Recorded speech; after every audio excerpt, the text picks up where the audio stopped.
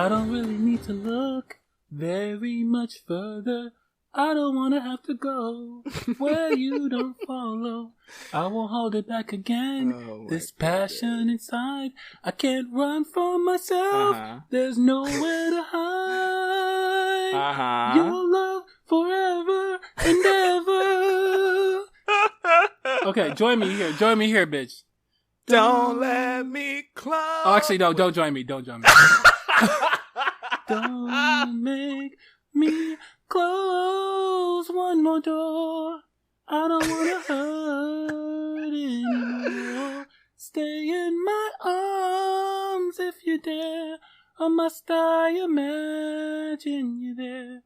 Don't walk away from me. I have nothing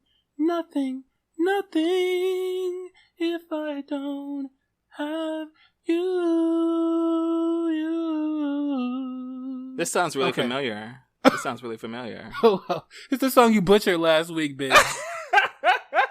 But a couple girls asked me to re-record it. They were like, "Girl, your girl didn't do that. Didn't do it justice." See, all right. So to be fair, I wanted to do another take of it, but some girl was like, "Oh no, girl, it's fine. Just keep it going. That's part of the show." Anyway, welcome back to another episode of Two Save Queens, where I'm getting called out by my, for real though. I mean, it was a rough day. My voice wasn't where it normally is better. It's normally better. I'm going to give y'all something else later on. Not to this episode, but I'll come back. I'll redeem myself at some point. Because your voice, I'm not going to lie. Your singing voice is usually better than mine. I actually think you have a better singing voice than I do. I think My sometimes shit is rough. Sometimes when I actually try and focus on singing, I don't sound good. But if I just do it naturally, it's like, oh, you sound nice. I could agree with that. And I'm actually lying. I don't know. The girls don't know this, but I actually record the show lying down. Like, I'm a real lazy bitch. Like, y'all should see me. I'm lying down on my stomach, like I'm about to, arch my back and shit and get ready to, get dick down. But no, it's because my back hurts from sitting too long, so I can't sit this long. But yeah. Wow. Thank you for that.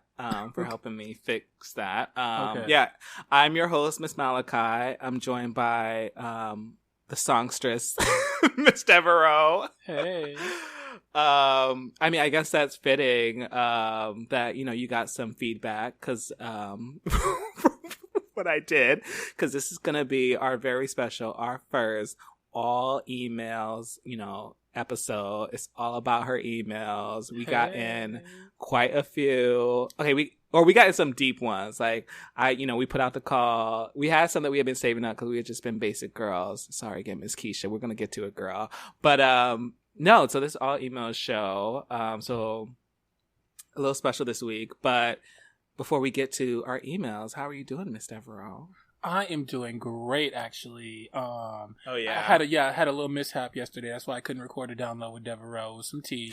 But don't worry about that. Whenever you're being an ally. You're being an ally. Whenever you have a lot of fish in your life, it's always a lot of tea. That's just what it is, girl. The fish be wearing me out, but it's okay because I love them.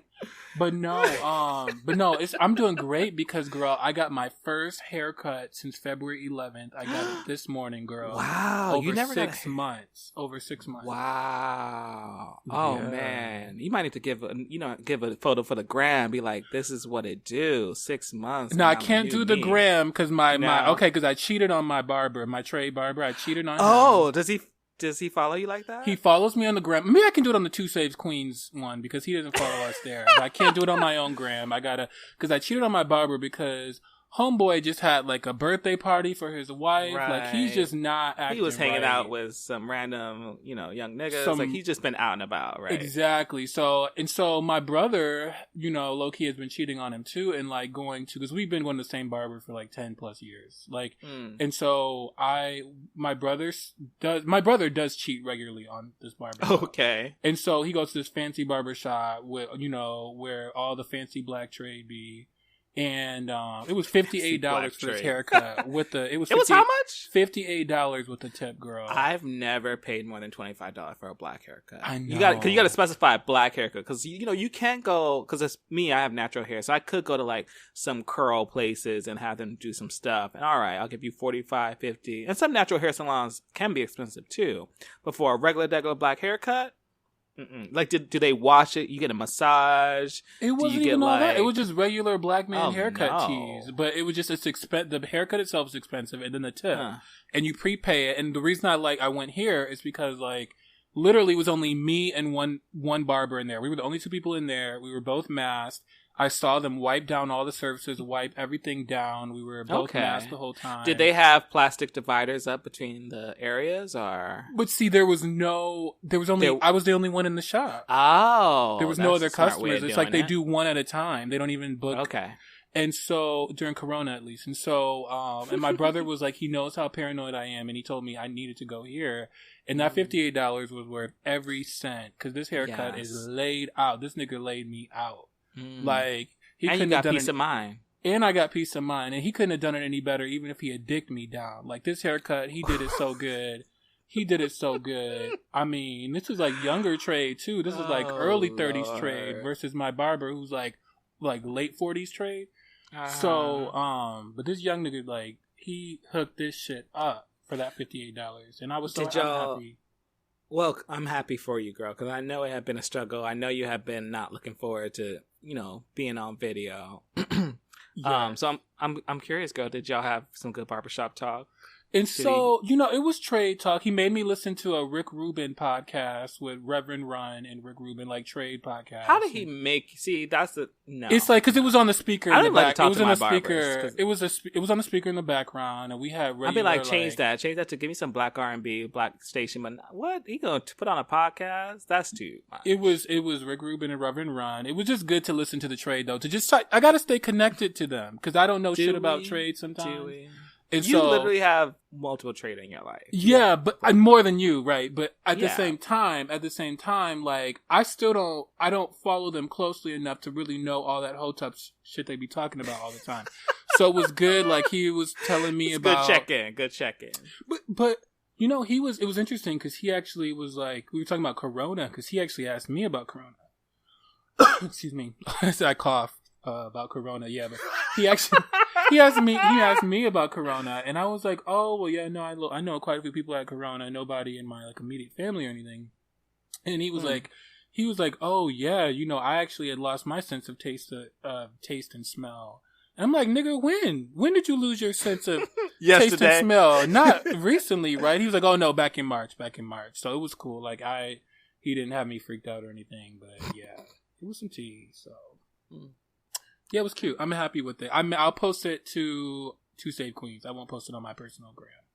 Two Save Queens. Good stuff. Well, girl, are you ready to jump into this mailbag? I sure am. I'm ready, girl. I'm so excited for. I didn't know the girls were listening to us like this, so it's good to have some validation and have some emails, right? Yeah, the girls have some opinions. So this first one to get to. I'm going to call her just an anonymous Judy. So this one was kind of questioning me about, I told a story last week about how I didn't think my dad had any guns in the house. And they were just, because they know me a little bit better, they were like, "Are you sure?" So it made me kind of actually go talk to my mom about it and kind of find out the tea. And bitch, I had it all wrong. So my dad was into guns. And my mom was all trader in the guns. You should have known that. You should have known better. Yeah. And he was a Marine. I mean, maybe the whole police thing was just about some Tamir Rice tea with like the not playing with like a police gun, or not playing with police toys in general. But yeah, my mom was telling me that the reason why we didn't have guns, or as far as she knew, was really her. So she actually worked in the prison system. And the Bureau of Prisons, and actually she had a gun, and she used to keep her gun in the car because she's like working in prisons. But her experience working there, kind of, she saw how so many incarcerated young black men and black people, and because of like gun charges. So for her, it kind of left, because she grew up in the South, where they used to have, her dad had multiple rifles, they had pistols. But kind of spending some time in the prison system kind of turned her off of guns. And she was like, "No, there's no guns in the house, especially if we can't give them proper training on how to use them." So for her, yeah, she was never about guns. Like not while we were young. Now she's kind of like, we were kind of talking about it, but she's like, I was actually thinking about getting her gun back. But instead she's like, gonna get a taser. Cause Philly's acting wild right now. Like, I know. we in the red, but Philly's really like people just break in the house, especially she's a bit older. Yeah. They live by themselves. They don't have like a dog. With someone else who's older too. Right? Yeah. So, but she's like, I'm just gonna get this military grade taser, and I'm like, all right, well that sounds like that'll do the trick. But she was actually really encouraged. She's like, just take some training classes, learn how to use it. But so yeah. Has your mom ever listened to us? I'm just curious. No. Okay. Has your mom listened to us? No, girl. No. Okay, then we're gonna keep it there. Yeah, let's keep it there. But I will say this: can we just? I don't think she would actually mind it though. Mine would think I'm too out there. She always thinks I'm too out there with everything. But let me say this one thing now. Let me say this one because I don't want girls thinking your mom is part of some evil prison industrial complex. Your mom was doing like a specific service. So she went to medical school, and in order to pay for medical school, she got a grant from the military. So she had to spend time working in some sort of military institution or like in the I don't remember what it's called, what the program is, but like so she worked in as a psychologist in the prison system, in the Bureau of Prisons. Yeah, so she's kind of like doing. Yeah, she was doing good work in the prison. Yeah, she was doing like the rehabilitative work in the prison, not the beat you down treat you like an animal type of prison work. So I just wanted the girls to know that. Just so they don't know the story. Yeah, and actually it was interesting because like I think she had gotten I think an inmate kind of actually attacked. So she has like some medals of honor because like an inmate attacked her while she was pregnant with me. So thankfully I'm still here, so it worked out okay. But no wonder you turned out like you did, bitch. No wonder you turned out like a crazy hoe. Is, so now we're going to have something for... Now, Miss Keisha, girl, we know we kept y'all waiting, so we got some questions from you. So first off, thank you for your email. Thank you both for the countless laughs and all the fucking gaggery. I like that gaggery. Some random comms and cues. So first, you want to thank us for the episode. What was it? Episode 14. 14. Hetero black men, we can believe it. Yes, for bringing some awareness about the lack of respect, protection, and basic consideration black men get black women. They truly are underwomen and the white men of black people. Girl, we were just talking today about black hetero men. But getting into some questions that you had, have you two been following any data on the impact of COVID and HIV? Obviously, the data is not very developed, but I do think it may be important for the community to raise an eyebrow. So girl, you had looked into this a bit, I think. Yes, I did look into this because I actually have a close friend who's HIV positive who is very, he's even a bigger quarantiner than I am. Like, he's very afraid of COVID. I think part of it, he's an undetectable HIV girl, but he feels like because he's technically compromised or immunocompromised that he's more at risk. But what the data is showing is that just by having HIV, you're not necessarily more at risk of, a severe COVID infection. It's the comorbidities that come with HIV. So being HIV positive makes you more predisposed to things like higher cholesterol, higher blood pressure, higher lipids, things like that. And they don't know. Sometimes I don't know whether it's the medication that makes you more prone to those things, because that could affect us prep girls too, right? Or I don't know if it's the actual condition that makes it that way. But granted, this is still a young man that we're talking about. So that being said, he actually may not be any more, at risk than, let's say, you or me or anyone else. I think it may be for people who are more longer term HIV survivors. So girls that are maybe like 15, 20 years plus HIV survivors, because that's when the side effects of like higher cholesterol, higher blood pressure tend to come in. I think it could be a risk, but mainly because of those secondary conditions and not necessarily because of HIV. Now, if you have untreated HIV, so you're not undetectable, right? Then I think that's when COVID becomes more of a risk, according to an article I read. That would actually be more of a, because you technically are immunocompromised. Okay. When you have untreated HIV, and you're also already more predisposed to conditions like pneumonia that would make you, and COVID causes pneumonia too. So it's about whether it's about whether you're treated or not. So basically, girls, you got to get tested, not just for COVID, but got to keep up with your HIV test, because you don't want to have untreated HIV and COVID together. Bad combination. Well, thank you for that one, girl. This next one, I think you might have some thoughts on as well, from Miss Keisha also. She wanted to make a prediction that Kim and Kanye will get a divorce in 2022. I think the Kardashians will just be fed up with his mental illness and go back to being white women and separate themselves from him. A fire-ass album will result and we, the black community, may get Kanye back from the second place. Girl, we're not getting Kanye back. Like, that girl's, she out there meeting with Jared Kushner. Like, they about to have her out there trying to pull some of our votes away from Biden and Kamala, which is a whole nother thing. But anyway, do you think, I actually have been thinking about this too. I think it's going to happen. I think that the way he came at her children, that might be too much for Kim. What do you think, girl? But I just looked at her Twitter today, and she just she did. Sunday services are back, and she had this picture of all these black people in robes in Wyoming. Like, she's complicit. Like, let me tell you, I don't blame her for his condition. He had bipolar probably well before he married her. I think the thing is, she enables him in specific ways. And I think she is so concerned about her image and having a third divorce, because this will be her third one, FYI. I think that she's trying to hang on as long as she can to this marriage.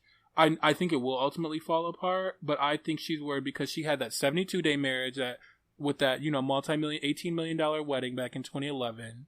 Okay, right. She was super embarrassed by that. That really that's part of what destroyed her reputation. It wasn't a sex tape. It was that 72-day marriage where everyone started to think the Kardashians were trash, right? But because they tried to bamboozle all of us, and she went through with that. Because that was a whole wedding special, wasn't it? Yes, and they made millions, but it was bad. She shouldn't have gone through with that wedding. Like, she should. That was. Was that the one of the basketball player? That was the one, Chris Humphries, the basketball player. Yeah, but before, she was married before that when she was like 19 years old to, I think, a guy named Damon John, who was like this like random nigga like in the entertainment / music industry / he ain't shit. I think he might have even been beating her ass. I don't know. I don't want to.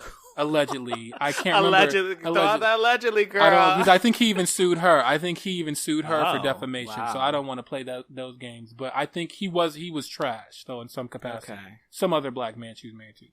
And when she was very young, and he was much older than her, or a little bit older than her. And so I think she's just like, she doesn't want to be that 3-time divorce girl. And I think she's hanging on. She's got 4 kids with this man. But ultimately, it's not going to work. Because Kanye is also probably a queen. Like, I think Kanye... That's what Azalea says. And she's right. He just want to go out there and get that dick. Now, it was problematic, but I will say I laughed when I saw her. She was so terrible. She's like, just be honest, Kanye. Go out there and go get your dick. But she, as problematic as she is, sometimes she's right on target. Sometimes she was right about Elon Musk. Sometimes she be right. Sometimes she's right. Sometimes she's right. Like, that's the issue. And she goes in on white queens, and a lot of white queens deserve when she goes in on white queens. And some of those white queens do just like, a nice little, black person or black music as like a Miley Cyrus tea, like, oh, I just wanted to make me feel edgy, or I just want someone to dance with, but ultimately you don't see us as people, and I think she gets that. Like, and so what Miss Malachi is getting at is like Azalea. We're talking about Azalea Banks because I think we didn't say her last name, the problematic female rapper Azalea Banks, and on top of that, how like she criticized, like Miss Miley, like totally took advantage of black culture and the hip hop genre, and then was like, oh, it was just a phase. I just wanted to. And you and me used to feature Miss Miley. Like, we used to feature her way back. Like, yeah, but we got over that. But okay, I might listen to Malibu every once in a while. It's like her Back to White album. She had a song called Malibu. It's kind of cute. But anyway, that song is cute. It's cute. They did a remix of it. But yeah, so you think it's gonna happen? So when you, or so I think so you think probably, but not 2022. I think okay. What year are we in now? 2020. This disastrous year. Yeah. So Keisha thought down the line. She gave it a couple more years. I think Miss Keisha's pretty much on target. I would say, but 2022, 2023. I think she's on target. I do. All right. There you have it, girl. And we do have actually another question we're gonna answer for you, Miss Keisha, but I loved it as a more of a footnote. So we're gonna wait to the end of the show. Right. So we're going to actually move over to someone we haven't figured out this naming convention. Like, sometimes I want to use a name. Sometimes I just come up with a different thing. So yeah, if you will write into something, I'm trying not to use people's real names, even though we know some of y'all. But yeah, tell us how you would like to be called. Yeah. So we could make up fun names though if the girls don't say anything, because I don't want to use girls' governments. No. Yeah, girl. I mean, we're not using our government. We sure are. Girl, who you telling? Oh, no, man. Girl. So this next one, I just came up with the name, just Quarantine Queen, because it relates to the topic. So hi, y'all. Love your show, and I listen every week. It's a real highlight for me. Thank you, Boo. I would love your opinion on this. My partner's sister, and this is a queen, because partner can be related to heterosexual couples. Yes. My partner's sister fell on tough times and has moved in with us. Since then, she acted irresponsibly during the pandemic. Uh-oh. She attended a small gathering and 2 days later had COVID symptoms, which she thought were allergies. Girl. Oh her job sent her to get tested for COVID and she tested positive. Girl, why you have to wait for the job? Like, oh. My partner is immunocompromised and tested positive as well. Thankfully, I am so negative. We did not attend the party and rarely leave the house due to his immunodeficiency and my asthma. How would you deal with this situation and the family dynamics? Much love, Quarantine Queen. I kind of know what I think Miss Deborah was going to say, but go ahead, girl. Well, kick her out. Kick that bitch out. Put that bitch out.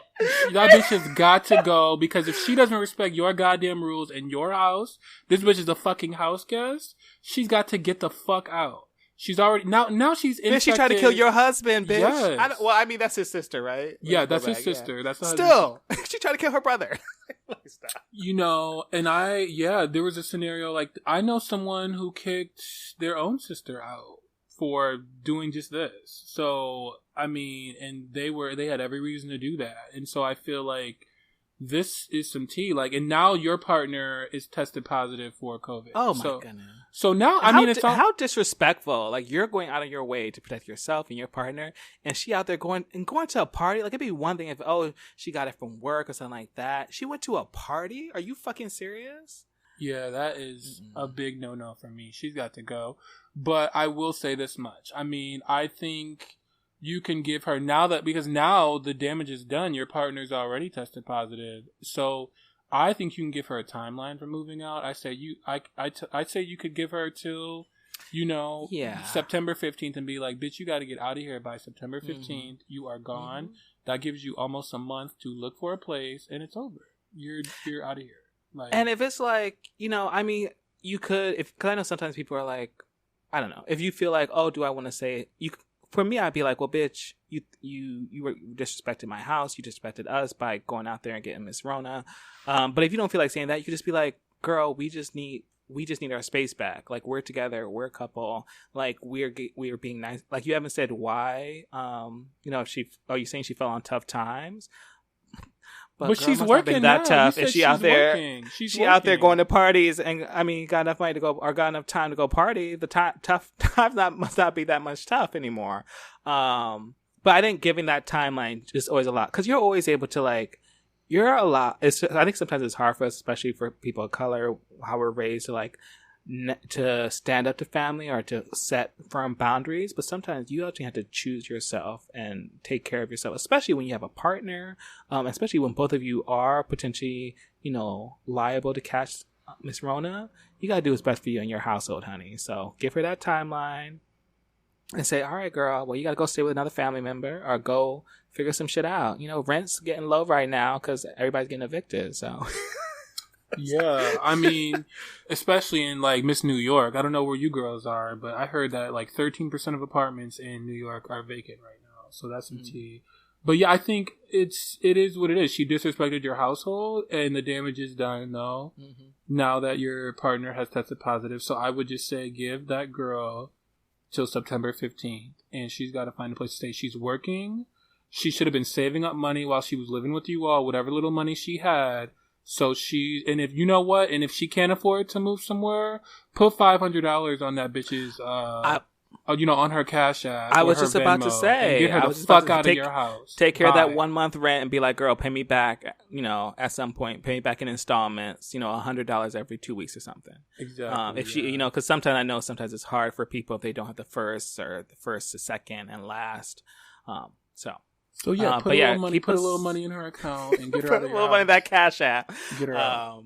But yeah, keep us posted on that. I hope it does work out. I hope y'all continue to be safe and healthy and take care. Take care, please. This next one, I'm gonna use the name Shay. I'm gonna use Shay. Okay. Dear Queens, the great black lesbian feminist Audre Lorde once wrote, "The master's tools will never dismantle the master's house." Capitalism survives through the perception that resources are scarce. Oh my God, I cannot speak. Scarce. In truth, the things we need to live full lives are in complete abundance. Therefore, to embrace capitalism as a black person, like the white folks who created it, will only lead to pain and suffering of our most vulnerable. I think this really started our Black is Queen episode. Was that last episode? It might have been the episode Girl, I be before. forgetting these episodes. I think it's the episode before. Yeah. Our goal shouldn't be to accumulate wealth. In truth, we already have it amongst us. There are black folks, the Carters included, aka Beyonce and Jay-Z, who have abundant wealth. Even those without wealth have something to give. Ms. Lorde also said, without community, there is no liberation. This is important. Us black folks, we got. So if that's the case, we have to care for our most vulnerable. We have to ensure that their needs are met. When our needs are met, we will give to others. This concept completely defies capitalism. So my question is, what would it look like for black folks to care for the most vulnerable of our community around us? How does this apply to Black Women Equal Pay Day? How does this apply to concerns some folks have about a Biden-Harris ticket? How does this apply to going hard for Breonna Taylor? How does this apply to protecting black trans folks and seeing black trans women thrive? Without capitalism, what would it actually mean to thrive? Why are we so resistant to imagining something better for ourselves? What do we need to get it? What stands in our way? So obviously this is a question that this is something that I'm kind of already on this speed. For me, it's about imagination, but I actually want to defer to see because I think I challenged you in that episode about I understand the idea of taking care of ourselves and of building wealth or, doing what we need to do. In some ways, trying to take care of this community, but sometimes I don't think that type of certain type of capitalism, or the idea of going through capitalism, focusing on that, even if it's black capitalism, is always the right way because it does come at the expense of someone. But anyway, I'll let you say whatever you want on this. Yeah, one. girl. So what are you gonna do without money, girl? I totally understand your critique of capitalism because capitalism is a vulture, initiative, right? It's very predatory. It is all of the things that you said. It is the tool of the white man. So how are we gonna, thrive using the white man's tools? But the issue is this. Okay. If you are working for money, you're part of the capitalist system. If you are, have investments, if you invest in the stock market, that you are part of the capitalist system. You can, so I think the issue there is we are all capitalists. Unless you're living on some commune somewhere, unless you're living on a kibbutz, you're a capitalist, girl. And so that's the thing, so the thing is we either one or two things.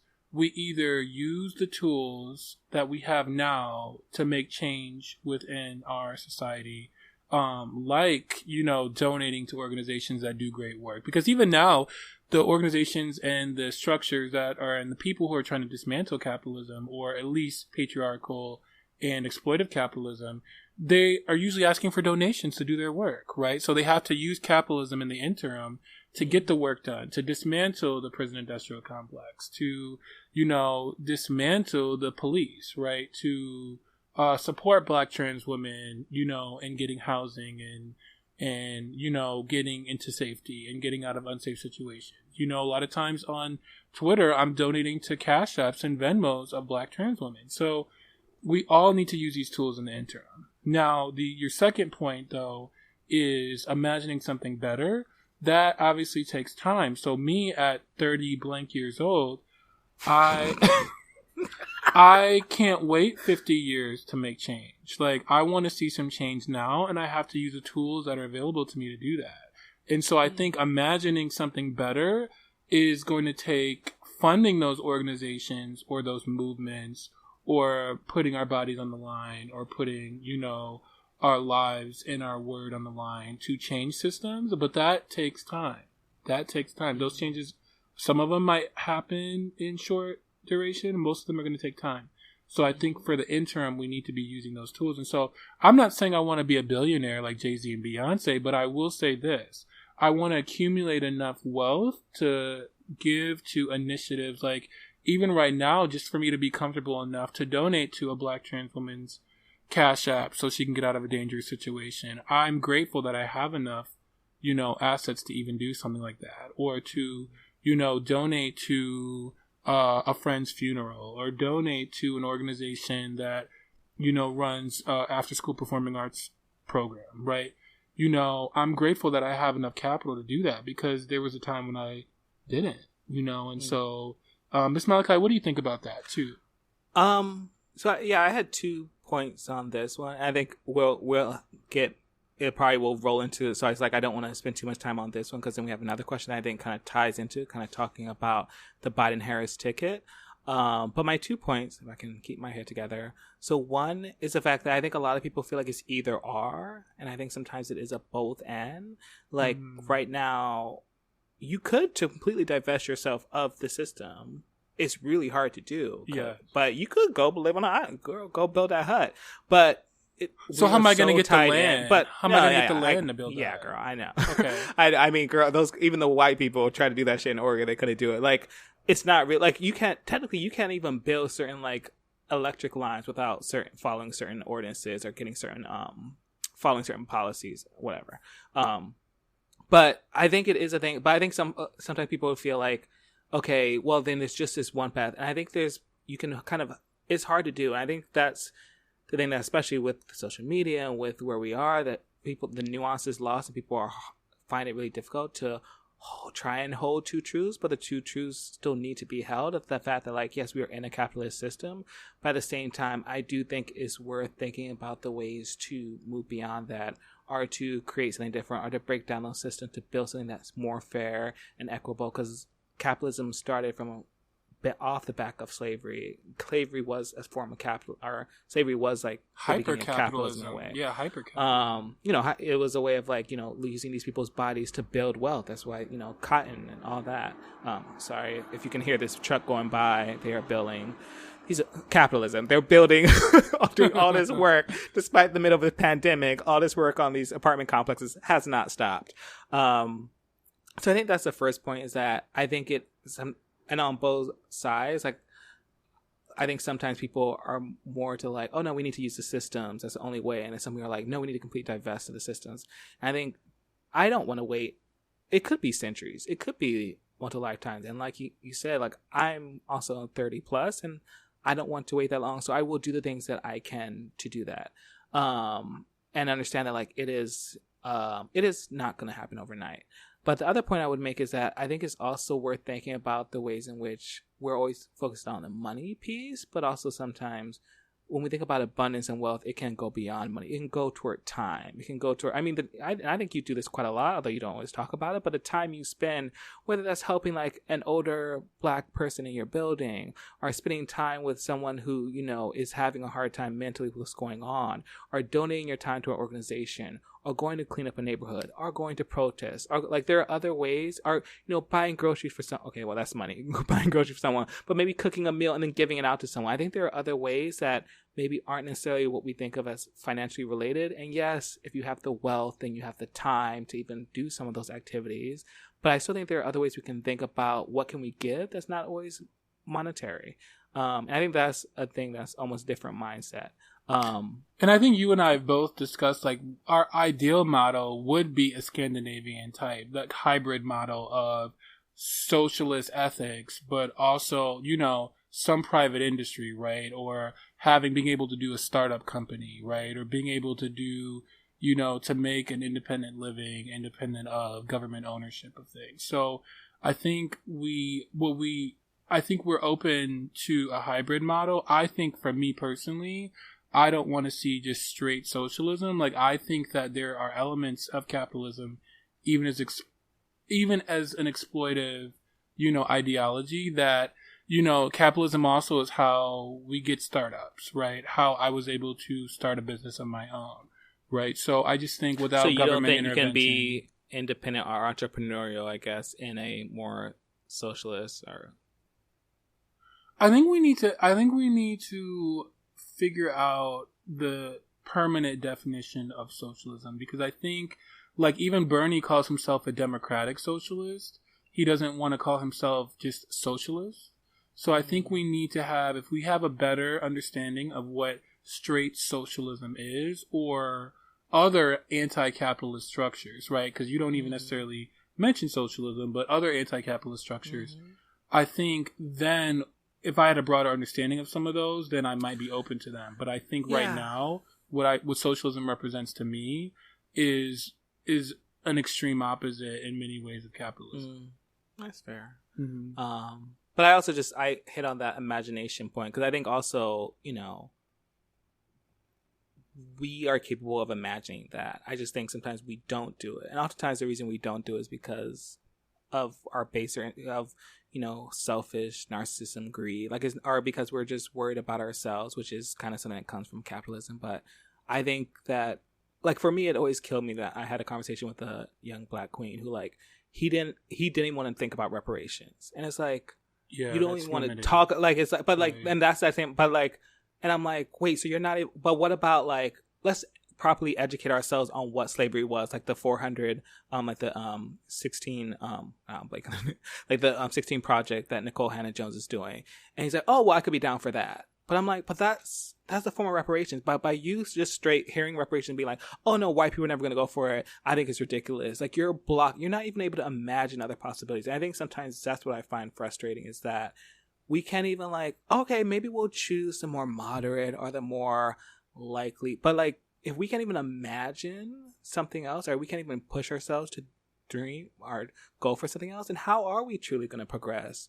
Because I don't think the marginal, you know, progression, I don't think is it. Because I think that is a part of how we got to Trump. But we can pick that back up getting to this next one. And I will say this, socialism versus, because socialism isn't, I guess, the direct opposite of capitalism. Socialism is when the people control the means of production. But I still don't see how that lends itself to you having a private business, right? If you want to open your own business and your own restaurant or your own whatever it is, like, how does socialism comply? Like, how does socialism fit with that? So if that's strict socialism, you know what I mean? Like, I'm not as up on my Marx, who's like one of the, like, fathers of socialism, but I think it is not. I think it can be adaptive. Like, I think these models, they're kind of like frameworks that can still be adapted. So I don't think it means that, like, if you're in a more social, like, oh, that everyone just gets paid $100 and everyone wants to do certain jobs and this is it. But I think these different modes of, like, frameworks can be adaptive toward the needs of the society.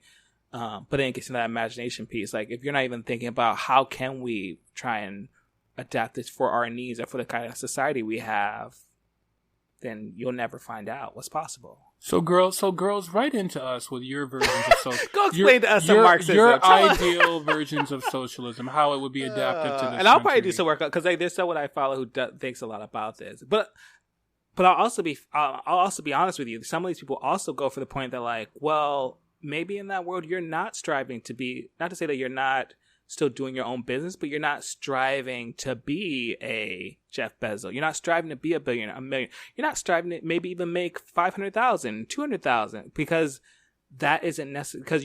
Because in order to have a more fair society where we don't have homelessness, then we shouldn't have people with such extreme wealth, or wealth that's so beyond the means of the majority. But I'll leave that there because we're getting a little outside my wheelhouse. But it's something I will definitely look at too. Okay. So this next one, I'm going to call it from Miss Lissa, or WAP Stan, number one Stan. Hi, lovelies. Big fan. Can't wait for the live show. Girl, 2021, mid 2021, maybe. Oh, girl, that's a little optimistic. Oh, no. That's a little optimistic. Yeah. All right, fall, winter 2020. Although we got to wait for the next virus, zombie virus. So 2022, bitch. We're going to see you in 2022. 2022 bitch. For the live show. That's it right there. I love your banner every time I listen to the show. I feel like I'm sitting with my friends. In my head, Miss Devereaux, we are already besties because Geminis run the world. Hey, Gemini. Hey. Miss Malachi, I already know my heart. But anyway, a few comments I want to put in you girls' ears. So this is about Miss Kamala. Ooh, I'm getting that name right, bitch. Let me tell you, I heard my white boss basically say this lady's name wrong. Anyway. How was she saying it? Because I think you just said it wrong. No, sorry. Again, it was it Kamala? You said Kamala. Did I just say I thought you said Kamala, I said Kamala the first time. Kamala. Oh. In my head, I had. I would just think of it as COMMA. Yeah, Kamala. Yeah, that's been helping me. Okay, then I still messed up. I thought, in my head I was saying it right. Kamala. Mm-hmm. But y'all made me have to listen to this re-recording. No, we're gonna let this go. On the ticket as VP, I know everyone is saying that it's a great idea, but we have to remind the hypebees. This is still an election and the least of two great evils. Miss Harris is no different. Miss Harris is a black woman, obviously, but her record as Attorney General in California is a very clear example that cis has their priorities messed up. Constant support of prison funding, harsher sentences for minor drug infractions. She denied, giving transition or giving healthcare to black trans women. We'll put black trans women in male, what's it called? Like male areas. Mm-hmm. Her lack of authenticity, I'm adding that part. Her lack of authenticity is crystal clear, and let's not forget this big ass gap between her public presentation versus her factual and historical record. Smells like bullshit to me, but clearly this was the best ticket choice, in quotes. It's political. Well played, Lady Biden. Just know that the realty on Miss Kamala, all of a sudden Black Lives Matter because I want a bigger picture in the history book. Harris, woo, I didn't read that part before. Oh, wow. Sis will still get my vote. It's blue no matter who, but she gonna get that side eye while I do the slow clap. So ooh, that was some tea. Yes, that was some tea. Now you kind of been coming at some of the girls who have voiced, so I think it's a spectrum, right? I think there's some people who are just like haters gonna hate. Some people are just sexist. There's sexism out there. There's misogynoir, which is basically like hate of black women. Mm-hmm. There's a lot out there for what some of the critiques are from Miss Kamala. But I think in some ways where we need to truly listen, I almost don't want to hear what hetero black men. I want to listen to like what black women are saying, what black trans women are saying, mm-hmm. like hearing some of their, critiques of her. And I know a lot of people who were toting Miss Angela Davis. She came out hard for it, which I think got quite a few people because obviously Miss Angela Davis, that's Miss Prison Abolition. Like, she's about that life. I think part of the reason she did it was because truly seeing what's at stake. She's scared. She's scared like the rest of us, like of Trump getting reelected. And I totally understand where she's coming from. Like, I really do. But there's also a point where I think there's a reality where things will get better for some of us, but for some people, things will still be the same. And I think someone's making the point, and this remains to be seen, and I mean, it will be on us to push him, but like, would cages go away at the border? Like, maybe kids in cages will go away, but would people still be caged? Would people still be deported? Because we always go back and forth on this, and we'll probably give it more time whenever we do our Obama episode, but like how Obama was the person to do the most deportation. More than Bush. Of any president in history. More than before Trump. I have to look to see before Trump. Yeah, I wonder if I have to see relative to Trump, but definitely. But why was that? Presidents prior, and I still don't quite have an answer to that. We'll definitely. And I have a friend who, I have a friend who made the point that some of those people getting deported were Haitian, so that was like people of black experience of the black diaspora. So, I read this really nuanced piece today written by a black queer man. So, but he's Greek. He's in a Greek letter organization, and he's super connected with hetero black men. And he was honest that a lot of the hetero black men don't stand her. Yes, because she definitely had a history of convicting or trying to convict a number of black men in California during her prosecutor days.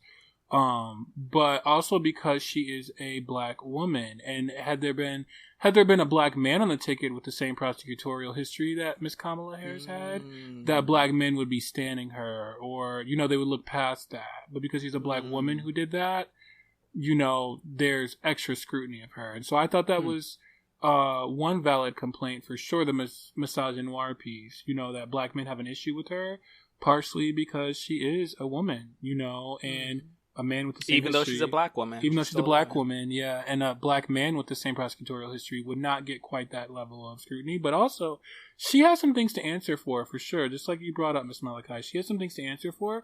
But there's some new. So, for instance, one of the things that people get her on is they say she tried to deny early release for prisoners in California because prisoners in California are being used as labor to help put out forest fires. And so she tried to deny them early release because the prison, the prison system said, we need them to help put these fires out. And, and they're being paid like 15 cents an hour for that. But that's actually like not true. She actually was opposed to using them as prison labor, but someone in her office went contrary to her and released a statement like that. So you got to remember, sometimes the black woman. But how does that happen in her office if she's the attorney general? So how that happens, I also read this too from another black female prosecutor who worked under her that said, she was given a hard time as a black woman at the head of as a head prosecutor, and that white men and white women and even some, other types of people were very, very oppositional to some of her progressive policies from the top down and would go from the top down and would go and release things or do things that were contrary to her prosecutorial philosophy.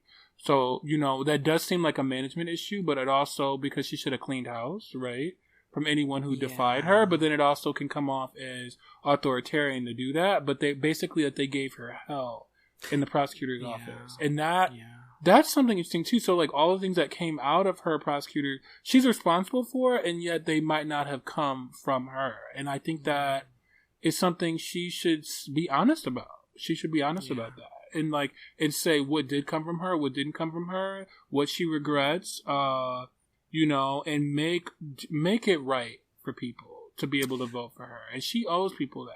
She does. And people were saying I was just going hard at people who came for her. It wasn't necessarily people who came. It's just the way that they would phrase things to basically would basically say to people it's okay not to vote, or that I'm barely want to vote in this next election.